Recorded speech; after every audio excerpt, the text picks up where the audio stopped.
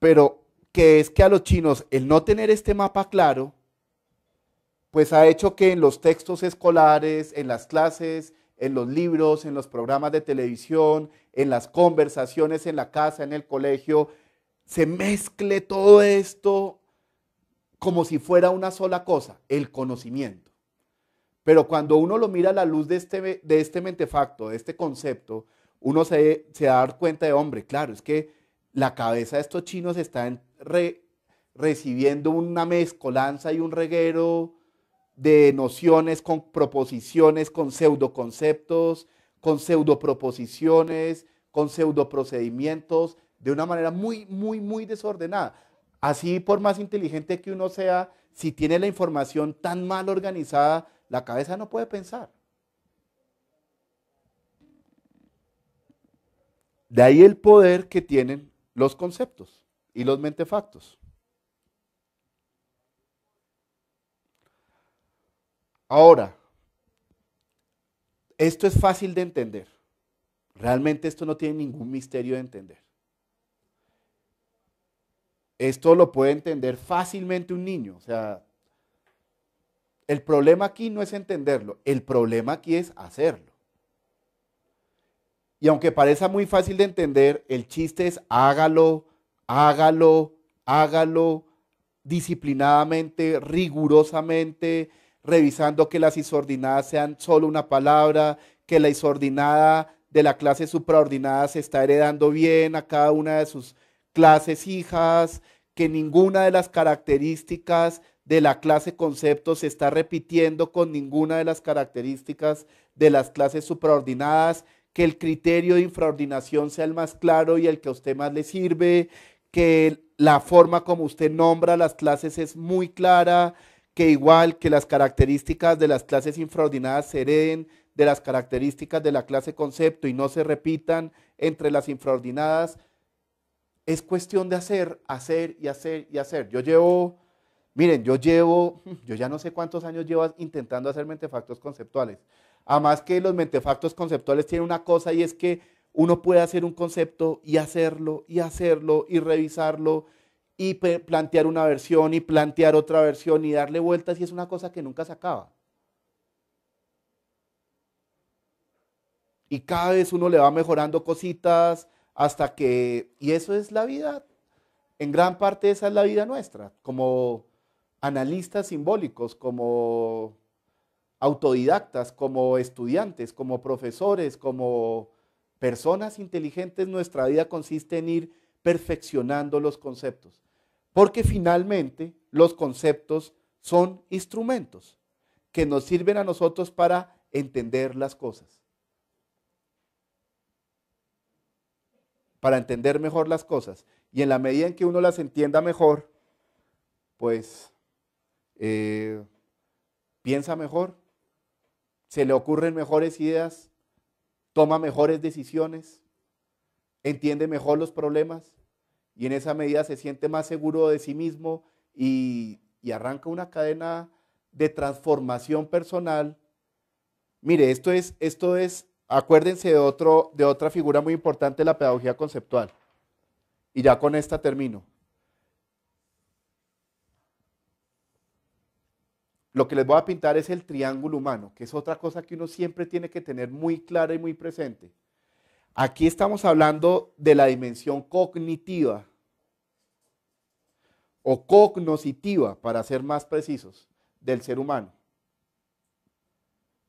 Pero esa transformación cognitiva de empezar a pensar con mentefactos tiene un efecto muy fuerte en la dimensión afectiva. ¿Se congeló la imagen? ¿No? Ah, se me congeló a mí. Ok. Y tiene un efecto inmediato en la dimensión expresiva.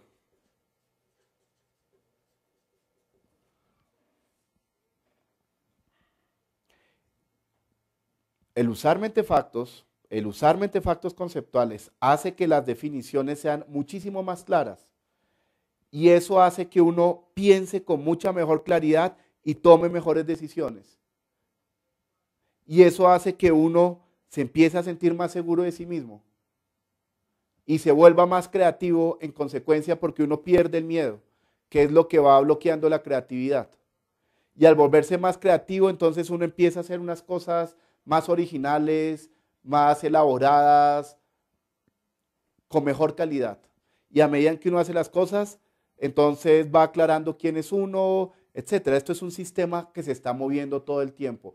Y una transformación tan fuerte en uno de los sistemas, pues genera inmediatamente modificaciones en los otros sistemas. De ahí que pedagogía conceptual no sea simplemente una herramienta didáctica, sino que sea realmente un modelo pedagógico.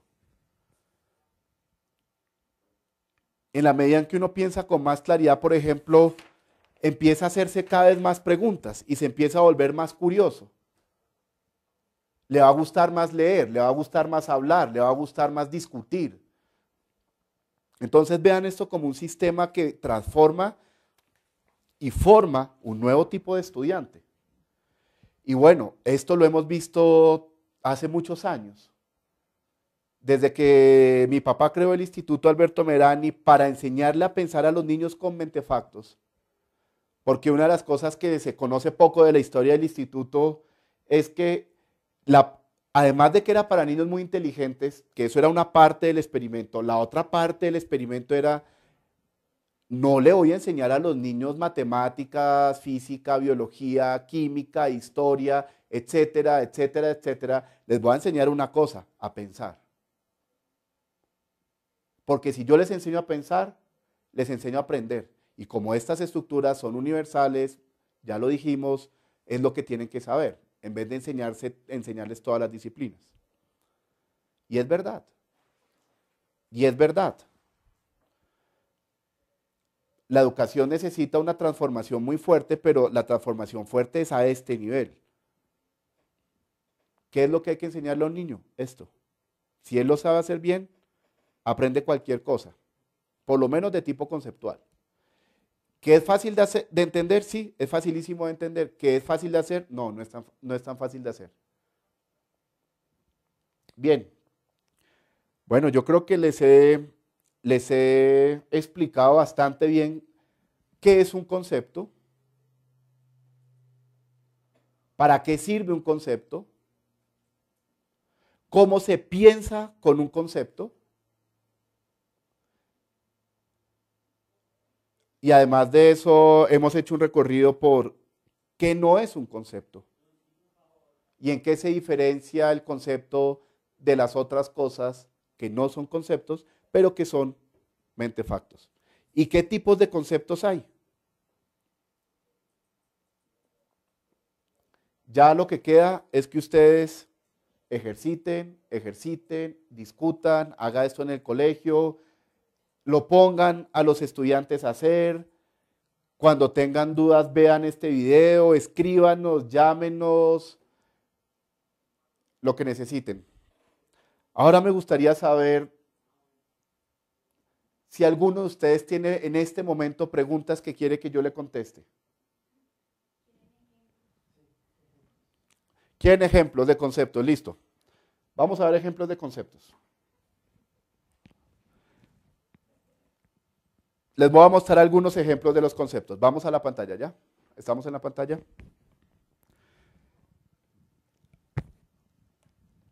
Ustedes están viendo un concepto que estamos construyendo aquí en la Fundación para el programa de lectores competentes 2.0. Este concepto tiene varias cosas interesantes. La primera, están viendo ustedes la clase concepto. Explica una clase concepto interesante, compleja, pertinente, universal, que es el concepto de globalización. ¿Qué es la globalización? ¿Qué es? Hablamos, todo el mundo habla de globalización, es evidente que nos afecta a la vida, que la está transformando, es evidente que la globalización es lo que está marcando nuestra vida, o en gran medida nuestra vida, nuestra cultura. ¿Qué es la globalización? Y entonces empezamos a estudiar el concepto y dijimos, ok, ¿qué es la globalización? La globalización es un proceso histórico. Es un tipo de proceso histórico. O es una etapa histórica. O es un sistema económico. ¿Qué es? Aquí dijimos que era un proceso histórico. Yo la verdad siempre tuve mis discusiones sobre este concepto. Veamos qué otros procesos históricos identificamos nosotros que se parecen mucho a la globalización, que no hay duda de que se parecen mucho. Entonces encontramos la sedentarización. Sin duda la sedentarización y la globalización son cosas del mismo tipo. Llamémoslas por el momento, y como está acá, procesos históricos. ¿De acuerdo? Otra que encontramos nosotros es la urbanización.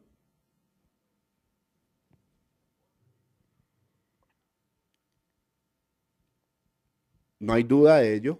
Otro gran momento de la humanidad fue la urbanización,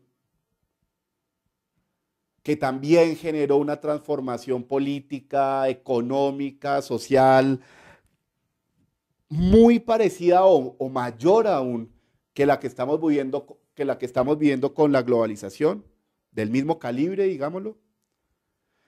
Otro proceso histórico fundamental que hemos vivido nosotros ha sido el surgimiento del Estado-nación.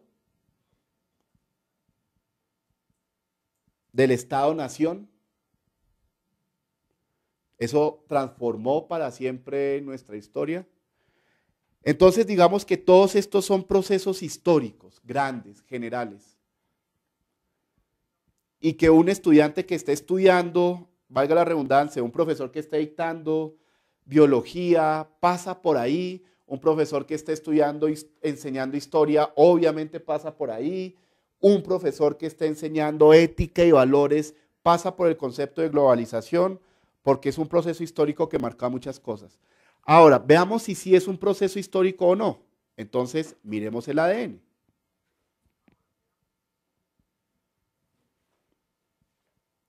Ampliemos esa parte del concepto. Todo proceso histórico se caracteriza porque tiene un modo de producción propio. La forma, el modo de producción cambia y se genera un nuevo proceso histórico. Y eso es verdad. Eso es verdad. En el sedentarismo cambió el modo de producción. Básicamente la agricultura generó un nuevo modo de producción. Y ese nuevo modo de producción generó un mercado propio, un nuevo tipo de mercado caracterizado por el trueque. No hay duda de ello.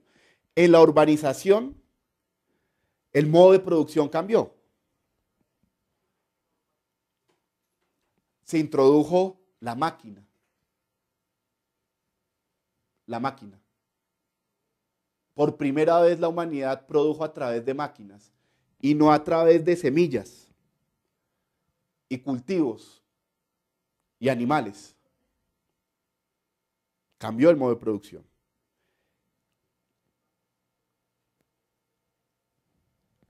Aparece la imprenta y por primera vez la producción ya no es solo de cosas, sino que la producción es también de ideas, de conocimiento, de ideologías, de estéticas, de información, de conocimiento.